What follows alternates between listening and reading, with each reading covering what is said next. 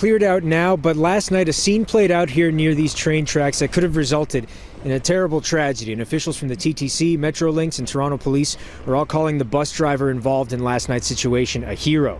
It was a little before 6 last night when police say a driver mistakenly turned off the road here near Finch and Kennedy and onto the railway tracks, realized the error, and tried to make a U-turn to go back onto the road, getting the car stuck on the slippery tracks. The TTC driver in question saw the vehicle, stopped his bus, got out and offered assistance.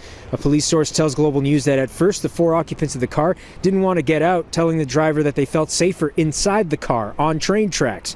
But he eventually managed to convince them to come out and get on his bus where it was warm. Minutes later, a northbound GO train came through the area and plowed into the car. The car got stuck under the train. Riders were apparently kept on board the train while they removed it for close to 3 hours. We saw a couple people who weren't happy about the wait on social media, but all that aside, most importantly, there were no injuries. The TTC driver, an almost 14-year veteran, is in for a commendation from the Commission.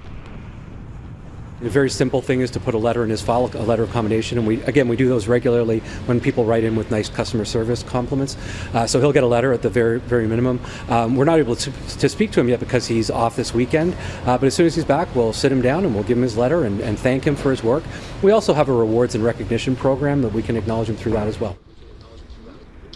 Now, as you heard, the TTC driver in question is out of town on a pre-planned vacation this weekend, so the TTC hasn't even been able to speak to him, let alone us, but we've been told from people who have had a chance to speak with him that he doesn't really want the limelight or anything like that. He just considers himself as someone who is just doing their job. He doesn't want to be regarded as a hero, but as you heard, nonetheless, he will get a commendation from the TTC.